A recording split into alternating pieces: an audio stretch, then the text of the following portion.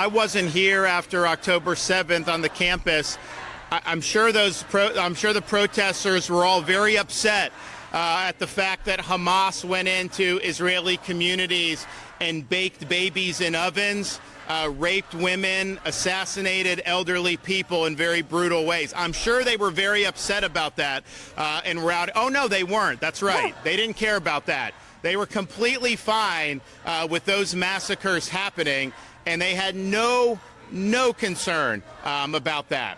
And I think that says anything. I also hear this stuff about occupation. The Gaza Strip is not occupied, okay? That's been Hamas's sanctuary for many years now. And did they create opportunities for people? Did they utilize the natural resources? No. They focused their efforts on terrorism, and that's what's happened.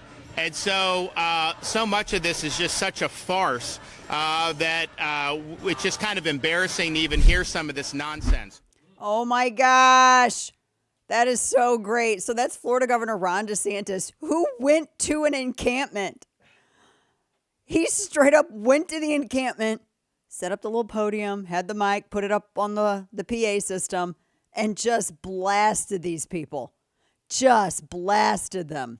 Welcome back to the program. Dana Loesch with you. This is the way. This is the way, Kane. It is.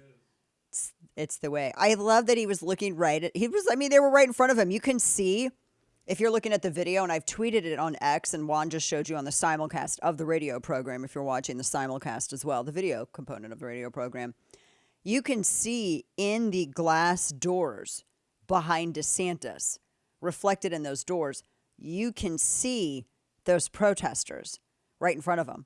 And there's a herd of them. And he's just like, I don't care. And, oh, no, you didn't. Oh, that's right. You weren't upset. Oh, that's right. You weren't. Oh, my gosh. It's so great. And he said exactly the truth and exactly what needed to be said to them. I love it. That's the way to do this. That is the way to do it. And he's very much like Calvin Coolidge.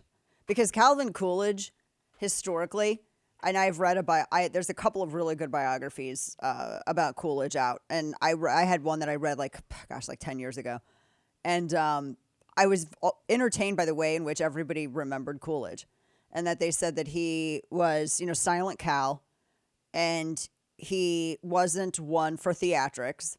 He wasn't one for stagecraft. He just wanted to get stuff done and kick ass. That's what he wanted to do, right? He was basically Roddy Piper showing up like, I'm here to chew bubblegum and kick you know what, and I'm all out of bubblegum. That's him. And when he spoke, it carried weight because it was either going to be something very witty or he's just going to gut you. And I have the same vibe whenever, like when DeSantis does stuff like this particularly, I totally get the same vibe. These protesters, did we save this from yesterday? I'm sorry, Juan. Like Juan's like, here we go. We're not following the show rundown. I do this. I have 3 pages of just like maybe the order that I think we'll hit things. And then I just toss it out the window. Juan's over there like he turns into an octopus trying to control everything. He's literally like an anime character over there right now, just trying to control all the buttons and show you things on simulcast. It was the chick we talked about yesterday who, and there was another one of these. I didn't send you the video of it because literally every word that they said was an F-bomb. I'm not joking you. It was a verb. It was an adjective. It was an adverb. It was a preposition and a conjunction. It was a gerund. It was all of these things. It was really, honestly, it's one of the most, it's a jack of all trades word that you can't say on air. And so I can't play the video, but it was some hefty girls came. Hefty. Remember those old commercials? Some hefty girls. And they were like, we're also gonna go on a hunger strike. And then one of them apparently was saying later that they felt like, in fact, one of these, here's one at Princeton, who said that she was being purposefully physically weakened because they're starving. And she actually said, I say this as a joke all the time. She goes, I'm quite literally shaking right now. Now, if you do not troll people on social, like literally shaking literally shaking right now. We say this all the time. She actually said it. Now you see why it's a stereotype. And she says this. She goes, we're both hot and cold at the same time, and we're all immunocompromised, and they want to physically weaken us. You can go home. You know, that's an option. You can go home. You don't, like, have to be here on the college campus squatting. And I don't know who the guy is standing next to her, but he's so, like, I'm just made of insults about his outfit. Khakis and then dark socks with white shoes. Dude, you're not even broing it right. You are such a faker with the proletariat. You're not even trying. Like, no self-respecting dude who would wear khakis and white shoes would wear dark socks with that. What does it matter with you? Anyway. Yeah, see, even Kane knows this, and Kane's never worn pastel in his life. He's allergic. Even on Easter, he's allergic. Yep. See, we share that same deficiency. See, I get allergic. I'm in a gray shirt right now. This is, to me, is color. Anyway. It is. It is color. Yeah, this is my pastel. Exactly.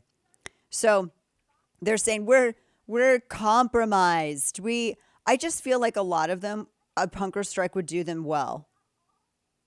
And why are they still on campus? Didn't Princeton end classes already? Yeah, actually. Why are they still there?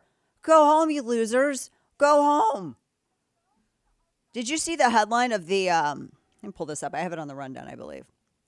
It's the headline of one of the janitors that they took hostage at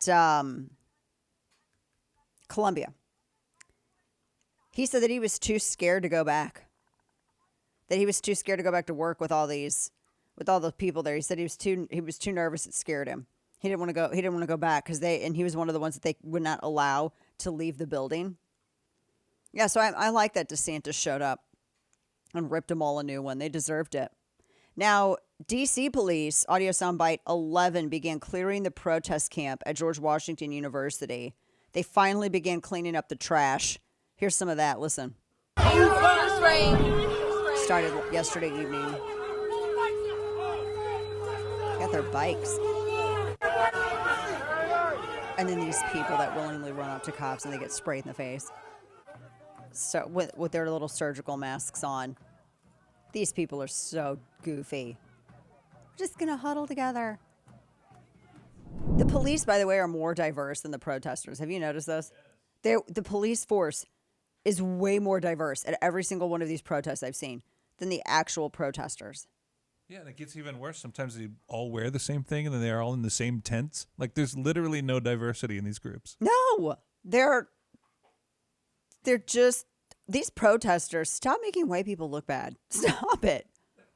Golly, you bunch of losers. Jiminy Christmas. I just, it's wild. I love this.